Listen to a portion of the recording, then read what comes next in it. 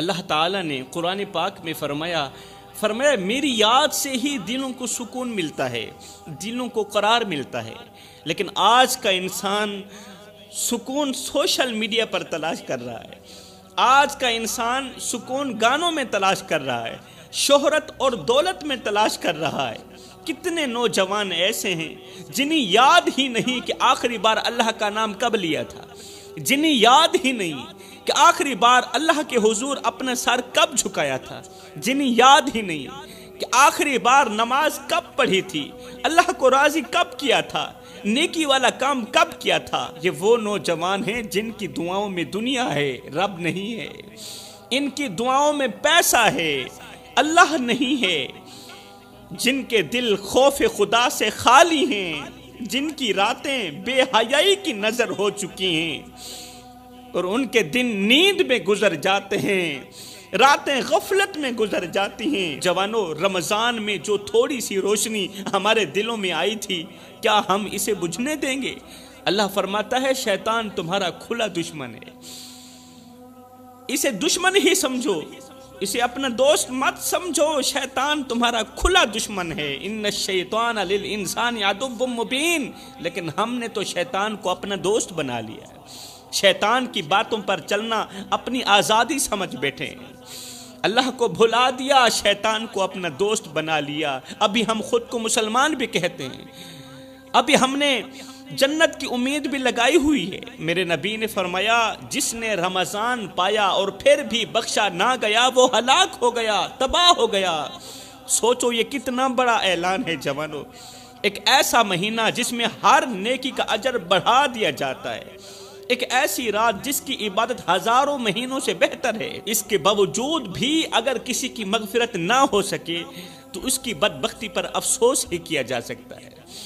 ایک دن میرے رسول کریم صلی اللہ علیہ وسلم نے منبر کی پہلی سیڑھی پر قدم رکھا تو فرمایا ہلاک ہو جائے وہ شخص جس نے رمضان کا مہینہ پایا اور پھر بھی اپنی مغفرت نہ کروا سکا۔ پہلی سیڑھی پر قدم رکھا، فرمایا آمین، دوسری سیڑھی پر قدم رکھا، فرمایا آمین، تیسری سیڑھی پر قدم رکھا، فرمایا آمین۔ صحابہ کرام نے پوچھا یا رسول اللہ خیریت تو تھی، وجہ کیا تھی؟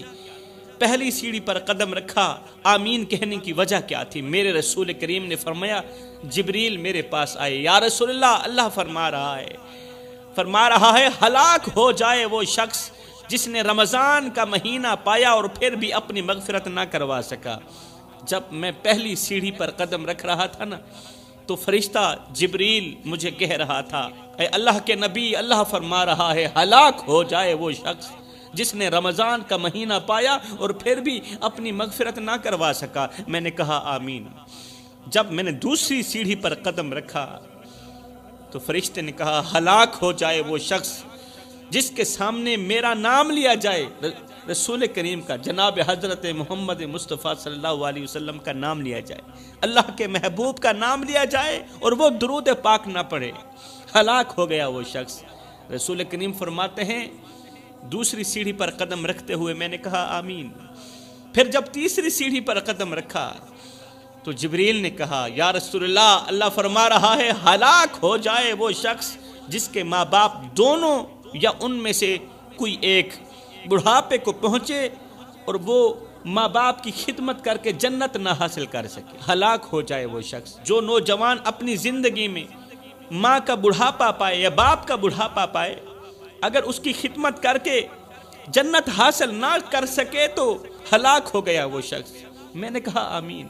یہ الفاظ سن کر صحابہ کرام کے دل کانپ اٹھے، صحابہ کے دل کانپ اٹھے، لیکن آج ہمارے دل پر کوئی اثر نہیں ہوتا۔ آج ہمارے سامنے قرآن کی آیات پڑھی جاتی ہیں، احادیث سنائی جاتی ہیں، لیکن دل پتھر سے بھی زیادہ سخت ہو چکے ہیں اور یہ بدبخت دل نرم بھی نہیں ہو رہے۔ میرے رسول کریم نے ایک نسخہ دیا تھا، فرمایا اگر دل پتھر بن جائیں تو تلاوت قرآن کر لیا کرو، اگر دل پتھر بن جائیں تو تلاوت قرآن کر لیا کرو، اگر دلوں پر زنگ چڑھ جائے تو قرات قرآن کر لیا کرو۔ فرمایا تم کہتے ہو برتنوں تک ہاتھ پہنچ جاتا ہے، دلوں تک ہاتھ نہیں جاتا، دل کیسے صاف کریں؟ برتن گندے ہو جائیں تو ہاتھوں سے صاف کر لیتے ہیں، کیونکہ برتنوں تک ہاتھ پہنچ جاتا ہے، دلوں تک ہاتھ تو نہیں جاتا۔ دل کیسے صاف کریں؟ میرے رسول کریم نے فرمایا میری امت قرآن کی طاقت کو سمجھ جاؤ، قرآن کی قوت کو سمجھ جاؤ۔ فرمایا جس جگہ مومن کا ہاتھ نہ پہنچے وہاں میں محمد کا قرآن پہنچ جاتا ہے۔ اللہ اکبر۔ اے نوجوان، یہ سوچ کہ رمضان جا رہا ہے لیکن تیری آنکھوں سے ایک آنسو بھی نہیں نکلا۔ رمضان جا رہا ہے مگر تیری آنکھوں سے ایک آنسو بھی نہیں نکلا۔ تیرا دل ابھی تک نہیں لرزا، تیرا دل گواہی دے رہا ہے کہ تو ابھی تک اللہ کی طرف واپس نہیں آیا۔ جب میرے نبی نے اتنا سخت اعلان فرمایا تو ہم کس گمان میں جی رہے ہیں میرے بھائیو؟ ہم تو گناہوں میں ڈوبے ہوئے ہیں اور سوچتے ہیں کہ معافی مل جائے گی۔ بے شک اللہ کی رحمت بہت وسیع ہے لیکن اس کی پکڑ بھی بہت سخت ہے، شدید ہے۔ اے نوجوان، تو قوم کا سرمایہ ہے، امت کی امید ہے، لیکن تیری آنکھیں فحش ویڈیوز دیکھ دیکھ کر خشک ہو چکی ہیں، تیری زبان ماں باپ کے ساتھ بدتمیزی میں لگ چکی ہے، تیری انگلیاں حرام کاموں میں مصروف ہو گئی ہیں اور تیری راتیں رب کے بجائے نفس کی غلامی میں گزر رہی ہیں، رب کے آگے جھکنے کے بجائے نفس کے آگے جھک رہی ہیں۔ تجھے رمضان نے جھنجھوڑا مسجد تک لایا۔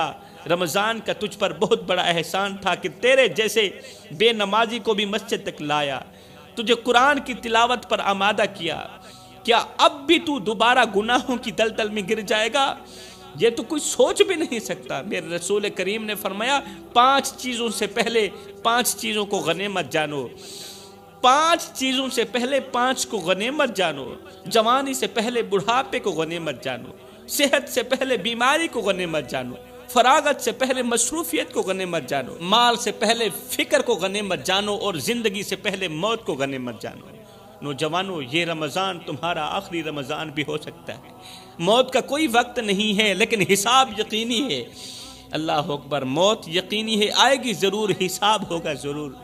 جوانوں، عید کا دن تھا، مدینے کی فضا خوشیوں سے مہک رہی تھی، بچے نئے کپڑوں میں خوشیاں منا رہے تھے، کھیل رہے تھے، ہنس رہے تھے، لیکن انہی خوشیوں کے درمیان ایک یتیم بچہ گلی کے کونے پر بیٹھا تھا۔ اس کے کپڑے پرانے تھے، پاؤں میں جوتے نہیں تھے، چہرہ اداس تھا، آنکھوں میں آنسو تھے۔ وہ خاموش بیٹھا سب کو دیکھ رہا تھا، کیونکہ اس کی ماں بھی مر گئی تھی، اس کا باپ بھی مر گیا تھا۔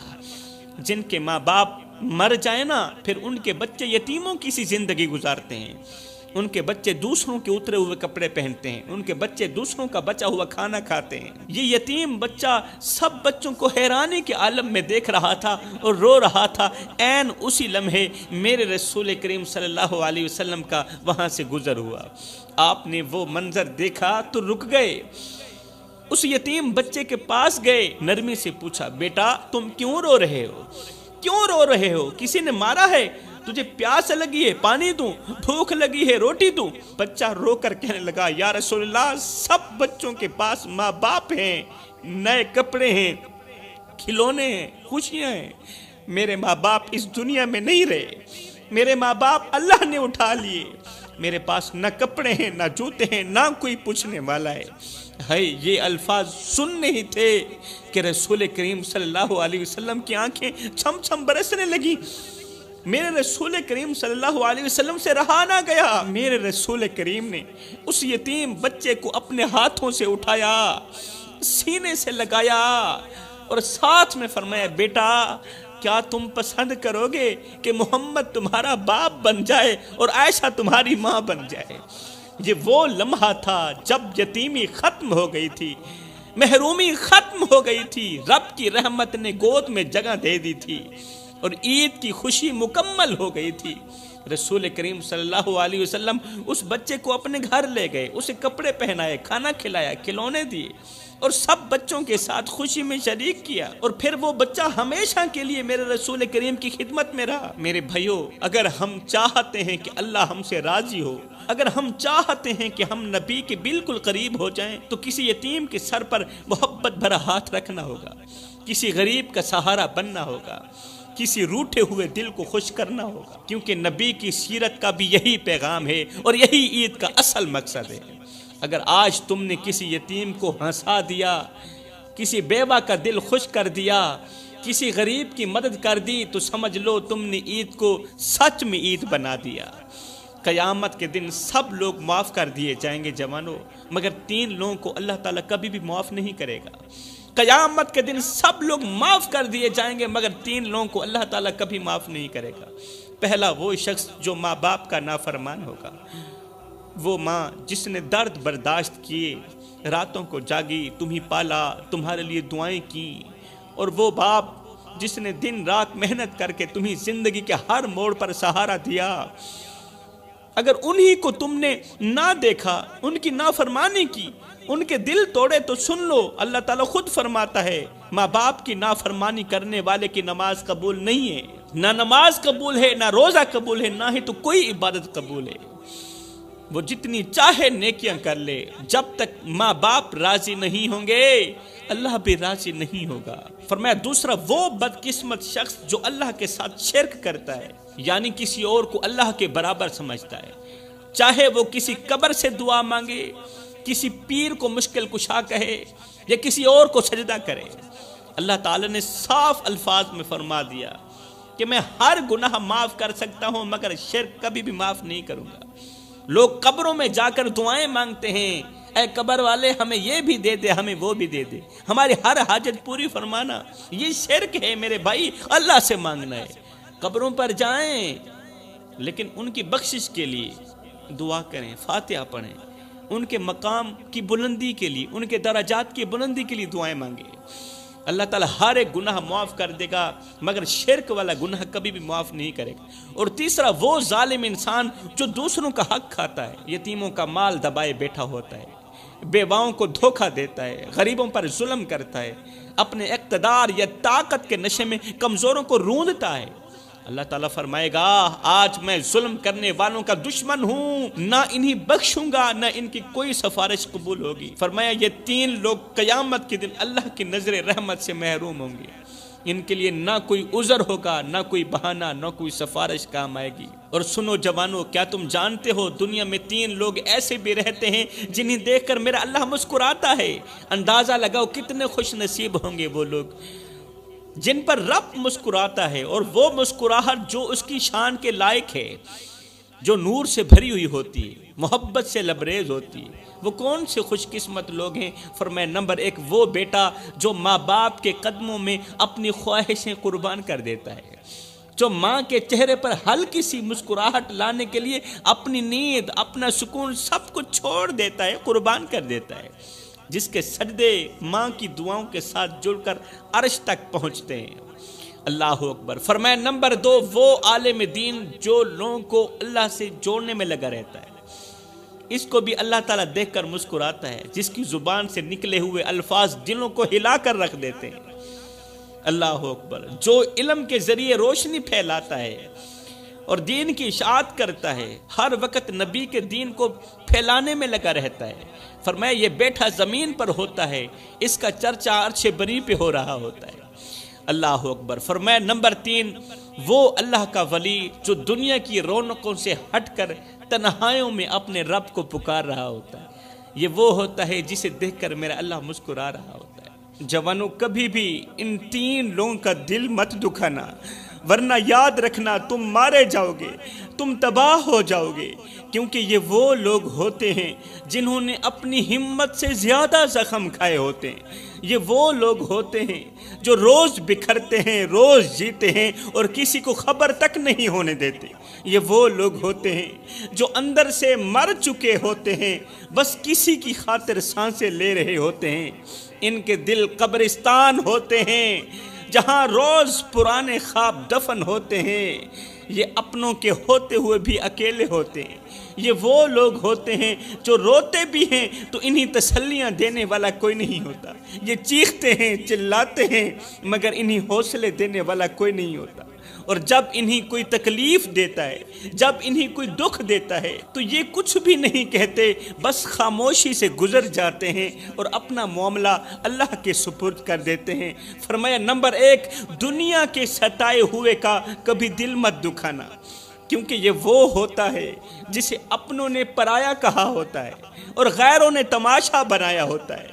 یہ وہ شخص ہے جس نے ہر بار اپنا دامن لوگوں کو دکھایا مگر جواب میں پتھر ہی ملے، جس کو اللہ کے بندوں نے اتنا ستایا کہ یہ بیچارہ موت مانگنے پر مجبور ہو گیا۔ اے نہ ہم رہے دل لگانے کے قابل، نہ دل رہا غم اٹھانے کے قابل، ربا تیرے بندوں نے دیے اتنے غم، چھوڑا نہ ہمیں مسکرانے کے قابل۔ جوانوں یاد رکھنا، جس کا کوئی نہیں ہوتا نا، اس کا رب ضرور ہوتا ہے، اور رب کے قریب اگر کسی کا درد سب سے اونچا ہوتا ہے تو وہ دنیا کے ستائے ہوئے کا ہوتا ہے۔ جو دنیا کا ستایا ہوا ہوتا ہے نا، اس کا جو درد ہوتا ہے وہ اللہ کے ہاں سب سے اونچا ہوتا ہے۔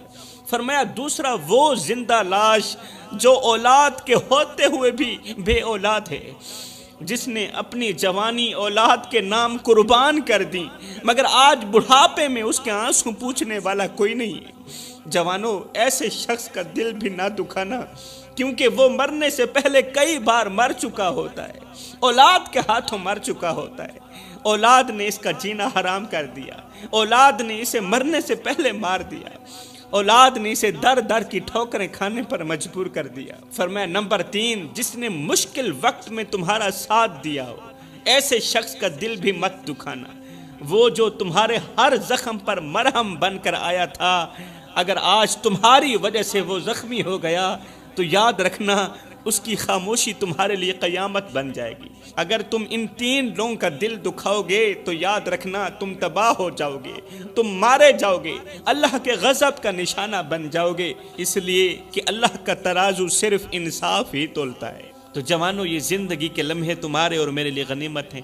انہی لمحوں میں کچھ کر لو، انہی لمحوں میں کچھ اکٹھا کر لو، انہی لمحوں میں خدا کی یاد اور محبت کے دیے اپنے دل میں جلا لو۔